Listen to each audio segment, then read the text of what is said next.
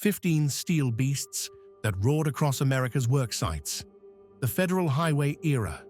From highways cutting through vast wilderness to megastructures in the blazing desert. Behind every bridge, every mile of road, stood machines that never tired. These steel warriors helped build America's golden century. In today's video, let's revisit 15 legendary machines that shaped America during the explosive infrastructure boom of the 1960s and 1970s. Caterpillar D9 Bulldozer, the steel heart of America's federal worksites. During the explosive infrastructure boom of the 1960s, 1970s, few machines were more iconic than the Caterpillar D9 Bulldozer. With its hulking shape, massive blade, and powerful diesel engine, the D9 was more than just a bulldozer. It was the steel arm that carved thousands of miles of federal highways, cutting through hills, deserts, and forests. From Arizona to the Appalachians, the D9's signature roar echoed across job sites, flattening earth and stone to prepare the foundation for America's dream of nationwide connection. Durable, easy to maintain, and nearly unstoppable, the D9 became a symbol of American industrial strength, a machine that built not just roads, but history itself. Mack B-Series Dump Truck, the tireless hauler from the late 1950s to the early 1970s. The Mack B-Series was a familiar sight at every construction site in America. With its iconic bulldog hood and reliable diesel engine, the Mack B was the #1 choice for transporting earth, rock, concrete, gravel, and building materials to projects large and small. A special feature of this series was its high flexibility, ease of repair, and stable operation even in harsh conditions. On roads under construction, one would often see the Mack B caked in mud and covered in dust, yet persistently running day and night. For tens of thousands of drivers of that era, driving a Mack was not just a job, it was a source of pride and a symbol of a diligent, constantly moving America. Euclid R-15 off-road dump truck, the mountain giant. Back then, not every truck was born to run on smooth, paved roads. Some machines were destined for gravel paths, sheer slopes, and inescapable mud bogs, and the Euclid R-15 was one of them. Born in Ohio from the legendary Euclid Company, the R-15 could haul up to 15 tons, trudging silently through all conditions to take part in monumental projects from highways and hydroelectric dams to quarries and even national defense initiatives in treacherous, unmapped mountain regions where no tire tracks had been laid. The Euclid R-15 wasn't just a truck, it was a trailblazer, the first human footprint in places no one had ever reached. International Harvester TD-25, the war machine of the dirt roads. As America seethed in the fever of industrialization, the TD-25 was born as a declaration that earth, mud, and dense forest would all be conquered. Possessing a mighty 12.5-liter diesel engine, the TD-25 was a worthy rival to Caterpillar, mobilized for every critical project from carving out federal highways and erecting hydroelectric dams to reclaiming rural lands. What made the TD-25 a legend wasn't just its power, but the feeling behind the controls, as if you were commanding an armored vehicle tirelessly, refusing to retreat, knowing only how to advance. From the rain-soaked valleys of Oregon to the rocky slopes of the Appalachians, the TD-25 left its track marks on the map of America. Clark, Michigan 475 wheel loader, the arm of American industry. In an era when steel and diesel were the lifeblood of the nation, the Clark, Michigan 475 wasn't just a loader, it was an icon, massive and steadfast as a tank. The 475 was built to work without rest. In just a few scoops of its bucket, it could move tons of earth, rock, gravel, sand, or raw materials. But the strange thing was, despite its immense size, it moved with the grace of a dancer on cramped urban construction sites, from industrial parks to quarries, from massive highway expansion projects to military bases. The Clark, Michigan 475 was everywhere. It was a symbol of the pinnacle of engineering and the uncompromising efficiency of mid-20th century America. If you could choose one of these beasts to conquer a hellish worksite filled with rocks, mud, and dust, which one would you drive? Drop your pick in the comments. Let's see who'd survive the dirt trails. The Cyrus Erie 88B crane, the crane that built the skyline. In the 1960s, America wasn't just expanding horizontally across the states, it was also reaching for the sky.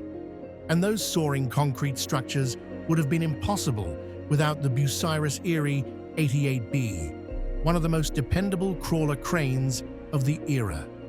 With a lifting capacity of over 60 tons and an impressive boom height, the 88B was a common sight in the construction of bridges, large-scale civil works, and power plants. One of its greatest strengths was its simple yet effective design, which was easy to maintain and could operate in harsh weather. Though it lacked a flashy design, the Bucyrus Erie 88B was the very backbone of thousands of projects across America. From New York to Texas, this crane helped lay the foundational blocks of the nation's industrial dream.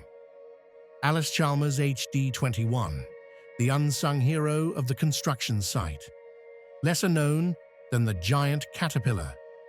The Allis-Chalmers HD21 was nevertheless a name held in high regard among engineers and heavy equipment operators, designed with a powerful engine, precise hydraulic steering, and an exceptionally robust frame. The HD21 became a top choice for projects involving land clearing, the expansion of rural routes, and earth moving. Its standout advantages were its stable performance, ease of repair, and greater fuel efficiency compared to its contemporaries. Amidst America's infrastructure boom, machines like the HD21 silently helped lay the foundation for prosperity. It wasn't flashy, it wasn't loud, but it was powerful and dependable, down to every last link of its tracks. Galeon T600 Motor Grader, the draftsman of American Earth. No machine is more synonymous with the art of drawing a road than the Galeon T600 Motor Grader. With its long blade and incredibly flexible angle adjustments, the T600 was the ideal machine for creating grades, smoothing surfaces, and shaping roadbeds. During the peak of the interstate highway construction era, from California to Connecticut, the Galeon T600 was present at nearly every paving site. With a simple cabin and mechanical controls, it demanded a highly skilled operator. This was a machine that was both a tool and an art form. Every precise pass of the blade was a stroke that shaped the future, less noisy than a bulldozer and less complex than a crane. The Galeon T600 worked in quiet diligence, but it was the machine that determined the smoothness and safety of every single mile of road. Caterpillar 627 Scraper, the general of earth moving. In the golden age of infrastructure development, moving a colossal amount of earth from point A to point B was a formidable challenge. This is where the Caterpillar 627 Scraper reigned supreme.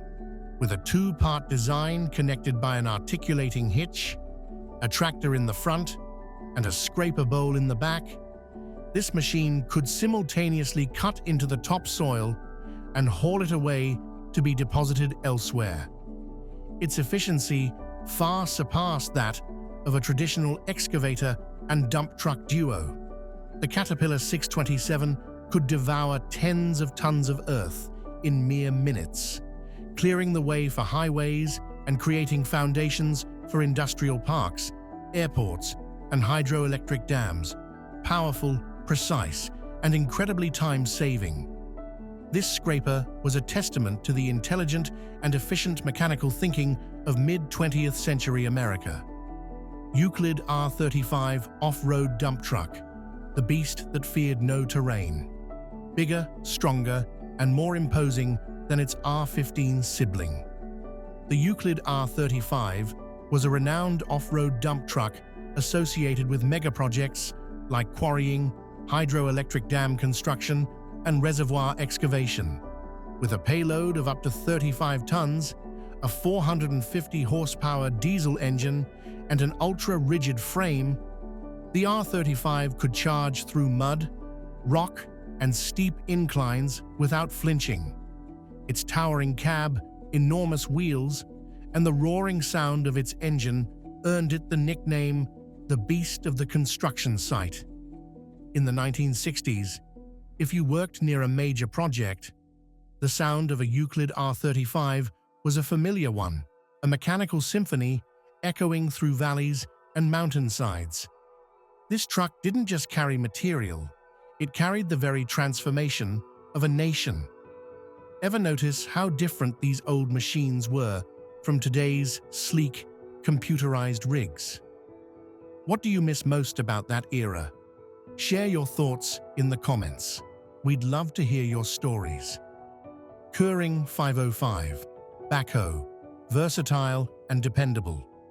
Not every project requires massive machinery sometimes. What you need is flexibility.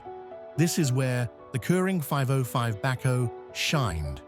As one of the most popular multi-purpose excavators of the 1960s and 70s, the Keuring 505 could handle digging, loading, and material placement. With a compact yet sturdy design, it performed well in tight urban environments, deep foundation pits, and complex terrains. Its durable engine, responsive hydraulic system, and nimble swing capability made it a best friend to site engineers and mechanics alike. Though it lacked a hulking appearance, the Keuring 505 was the silent star that helped complete every nook and cranny of projects, large and small, from water pipes and building foundations to railway tunnels. Le Tourneau Westinghouse L800, the giant electric loader. As electric power began to weave its way into the heavy machinery industry, the Le Tourneau Westinghouse L800 became a symbol of transformation. This was a colossal, electrically powered wheel loader, a bold breakthrough in the mid-1960s. With superior power, an enormous bucket, and extremely precise handling, the L800 was primarily used in large-scale mineral mines and massive industrial sites. Notably, its design was geared towards reducing emissions, saving fuel, and operating more quietly than traditional diesel engines.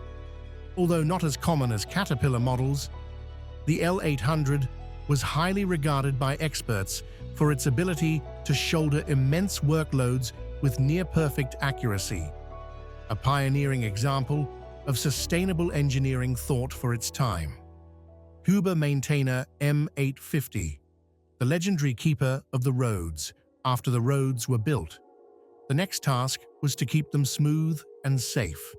The Huber M850 Maintainer was the machine born to take on this crucial, yet often overlooked, role. With a simple design, lightweight, and a flexibly controlled blade, this machine was widely used by road maintenance crews from the Midwest to the American South.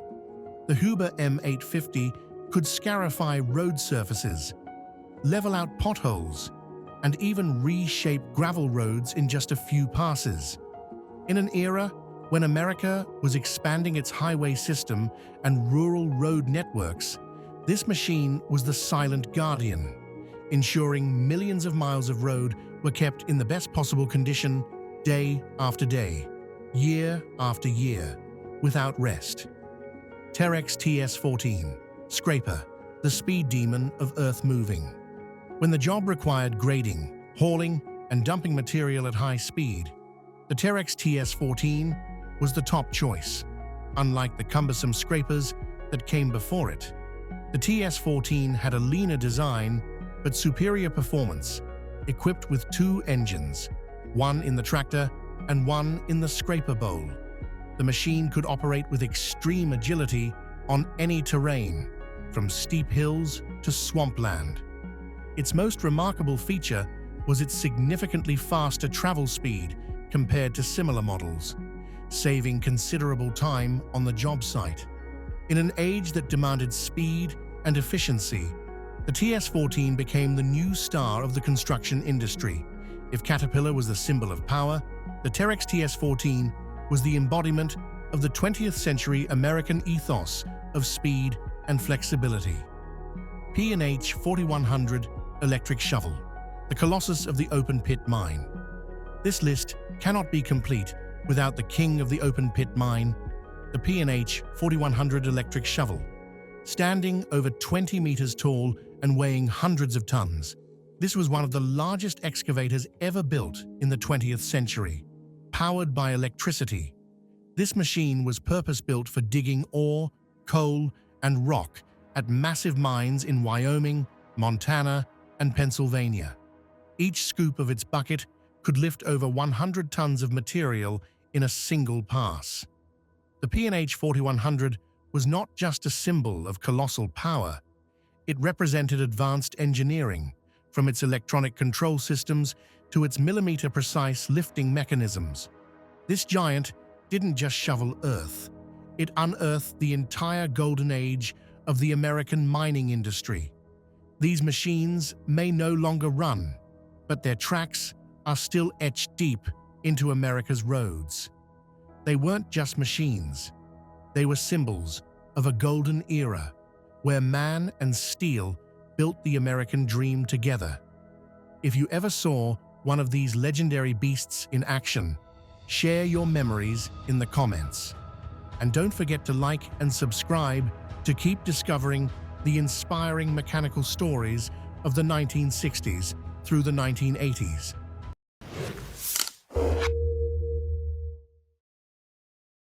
Born to stand out. 20 loudest cars of the 1980s. The 1980s were a time when American and European automakers were plagued by scandals, mistakes, and even confusing decisions. Welcome to the wild side of the 1980s, a decade where cars didn't just make noise, they made headlines. Some cars were criticized for being expensive from the day they were launched. Others exploded due to technical problems, and some were remembered simply because they were too bad to forget. So buckle up. We're diving into 20 of the most dramatic, daring, and unforgettable cars of the 80s. Buick Riviera Convertible, 1982-1985, a heavy, front-wheel drive luxury convertible with a sky-high price tag. It just sounds wrong. Buick wanted the Riviera convertible to become a new icon of American style, but everything was flawed from the start. The car's excessive weight made acceleration sluggish. The handling was unresponsive, and the driving feel was like hauling a boat on dry land. The high price tag sent consumers running, while critics offered scathing reviews. The Riviera convertible is a classic case of a grand idea, with poor execution. Which of these cars made you say, "What were they thinking?" Comment your favorite mechanical mistake. Renault Alliance, 1983 to 1987. Initially, it was a hopeful handshake between France and America. Renault and AMC collaborated to produce the Alliance in the US, with ambitions of conquering the North American market. The start was promising, with the Alliance being named Motor Trend's Car of the Year. But then the truth soon emerged. The car was prone to breaking down, featured poor material quality, offered a dull driving experience, and was plagued by chaotic warranty service. From a transatlantic hope, The alliance quickly became an international nightmare for both industries. It was clear proof that a Car of the Year award can't save a terrible car. Aston Martin Lagonda, 1980-1989. The Lagonda was a car from the future. Its design was like a spaceship, incredibly long and full of sharp angles. The interior was packed with pioneering toys, a digital dashboard, touch-sensitive controls, and LEDs from a time before anyone knew what LEDs were. But anything too soon often comes at a price. The electronic systems constantly malfunctioned, were difficult to maintain, and were extremely expensive. The Lagonda was a symbol of technological audacity, both pioneering and a disaster. Despite its bizarre beauty and uniqueness, it is remembered as a technological dream that wasn't quite ripe. Lincoln Continental Mark VI Diesel, 1980 to 1983, a massive top-of-the-line luxury sedan equipped with a pathetically weak diesel engine. Lincoln thought it was revolutionizing the combination of comfort and fuel economy. But American customers weren't buying that compromise. The car was as slow as a tortoise, vibrated terribly, and had an engine as loud as a truck's. No matter how luxurious it was, the disappointment behind the wheel was too great. The Mark VI diesel was shunned by consumers and stands as painful proof that not every attempt at economy is worthwhile. Subaru Brat, 1980 to 1987. One of the most bizarre designs of the 1980s, a two-seater pickup truck with 2 extra seats mounted in the rear bed, not inside the cabin, but right out in the open. The reason: to avoid truck import taxes by classifying it as a 4-seater passenger car. The Brat became a joke in car circles and a symbol of blatant loophole exploitation. Although it's beloved today as a classic oddity, at the time, the Brat just made people shake their heads and ask, what was Subaru thinking? Dodge Daytona Turbo Z, 1984-1987. With the Daytona Turbo Z, Dodge attempted to deliver a front-wheel drive sports coupe equipped with a turbocharger, a rarity for the period. The car had a striking appearance, modern technology, and aimed to conquer young speed enthusiasts. Unfortunately, the product did not live up to expectations. The car's electronic systems were often faulty. The handling lacked agility, and most buyers were still skeptical of the front-wheel drive sports car concept. Despite its aggressive looks, the Daytona Turbo Z was considered a player not invited to the party. Today, some classic car fans have re-evaluated it with a bit more sympathy. But in the 80s, it was an example of a good idea, poorly executed. Projects from highways and hydroelectric dams to quarries and even national defense initiatives in treacherous, unmapped mountain regions where no tire tracks had been laid. The Euclid R-15 wasn't just a truck, it was a trailblazer, the first human footprint in places no one had ever reached.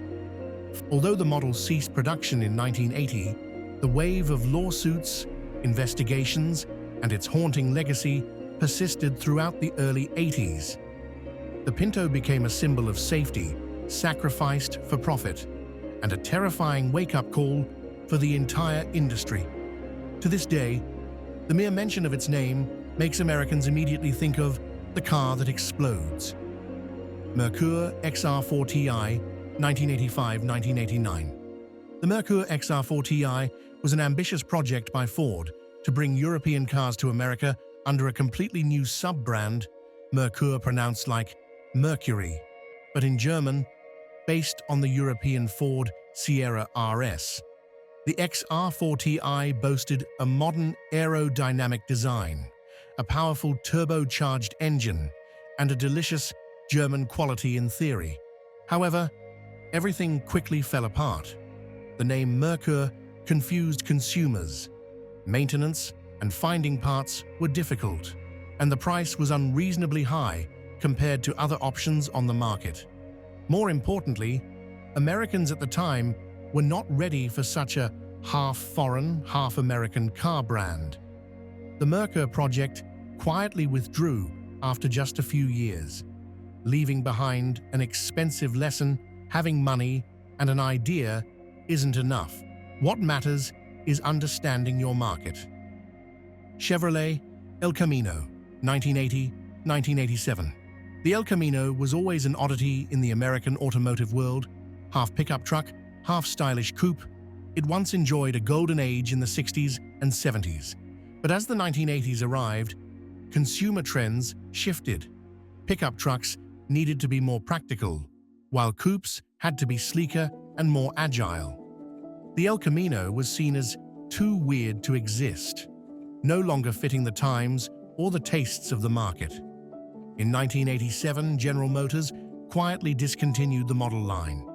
However, the El Camino's polarizing design continues to spark debate among car lovers to this day, an icon that no one can ignore.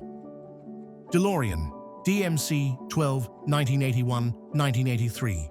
No car is as steeped in drama as the DeLorean DMC-12, an icon born from a cocktail of dreams, ambition, and scandal. With its one-of-a-kind design, gull-wing doors, and stainless steel body, the DMC-12 looked like it came from the future. And thanks to Back to the Future, it truly became a pop culture phenomenon. But the reality was much darker. The project consumed hundreds of millions of dollars.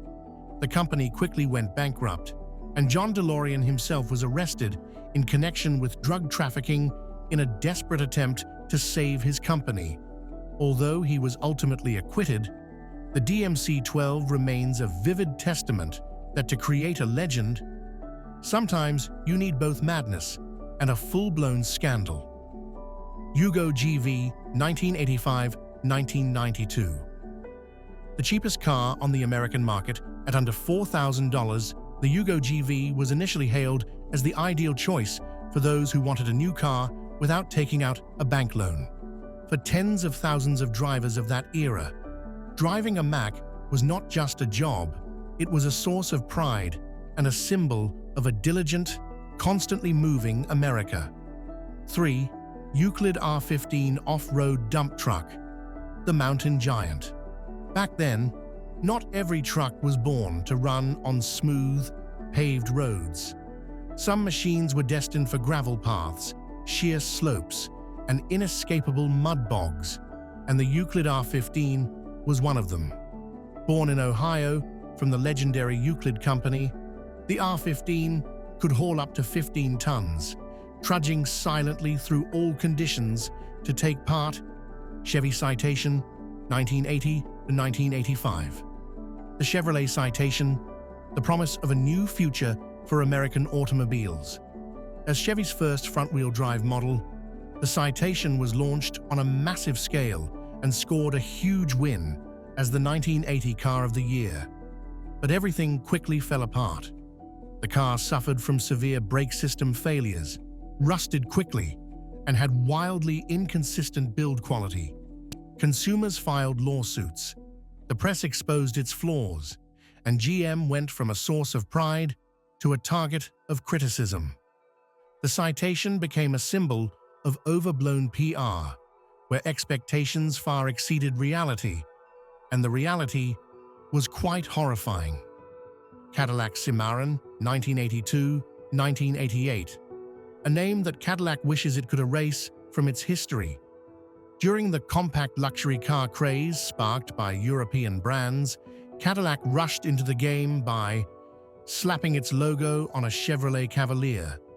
A plastic interior, weak performance, and a cheap driving feel, all of it betrayed the prestigious image inherent to Cadillac. Customers felt insulted. Critics called it a badge engineering disaster, and the brand that was once a symbol of America's upper class suddenly became common.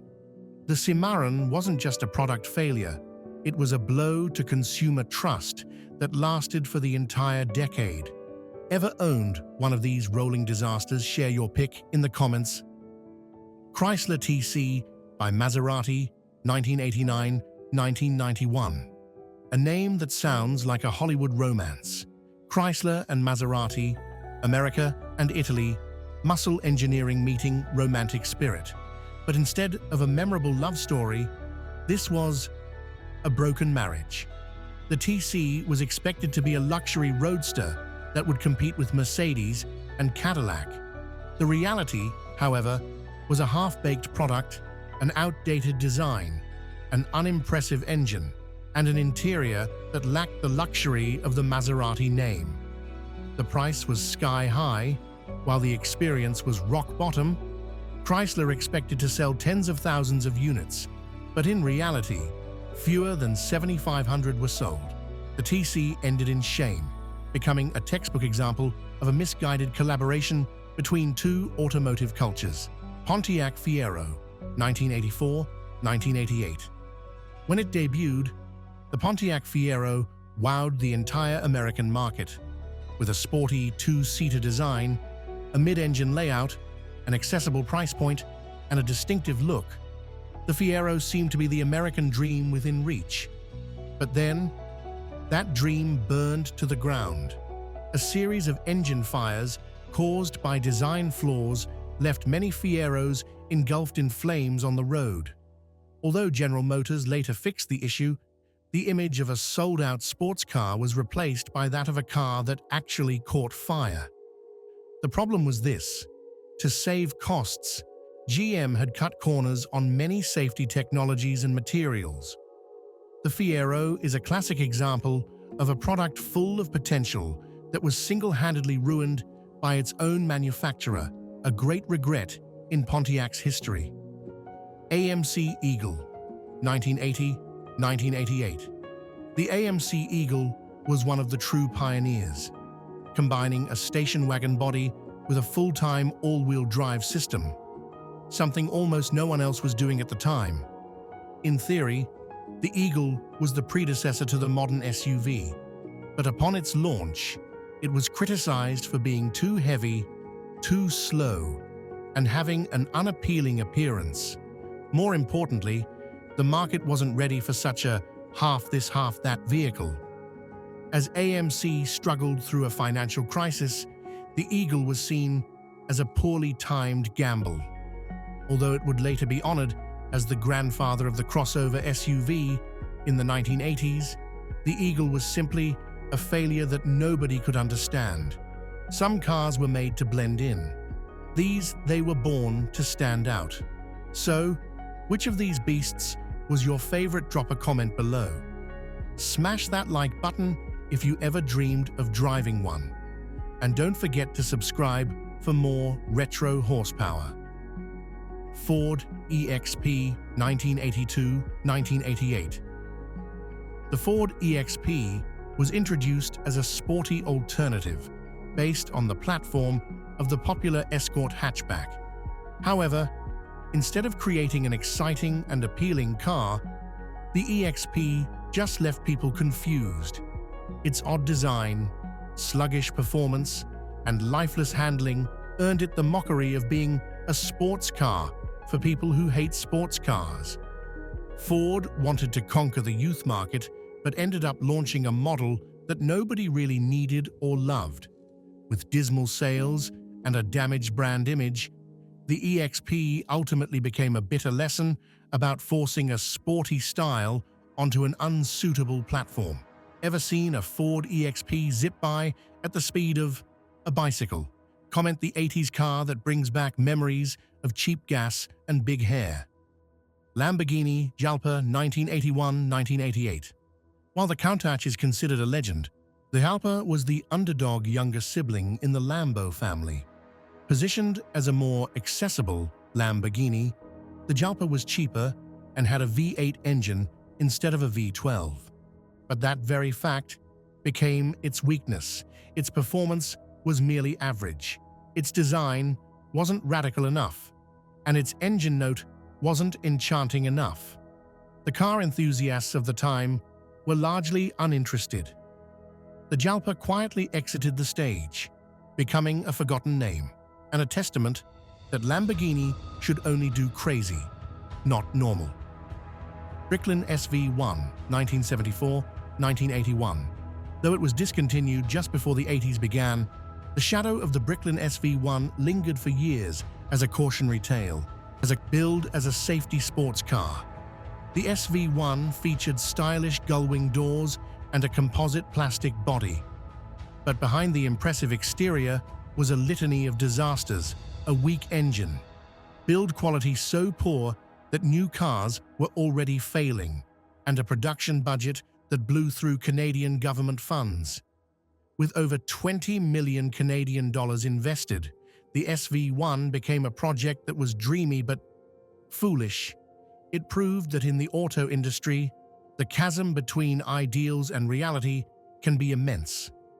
Ferrari Mondial 8, 1980-1982. Ferrari, a name synonymous with passionate speed, sensual design, and a fiery driving experience. But then the Mondial 8 appeared like a shocking misstep. Its V8 engine was so tame, it was boring, its weight was cumbersome, and its performance was so sluggish that it forced loyal fans to ask, is this really a Ferrari? Combined with an uninspired design, the Mondial 8 was quickly added to the list of the worst Ferraris ever made. It not only disappointed buyers, but also nearly tarnished the dazzling reputation of the prancing horse brand.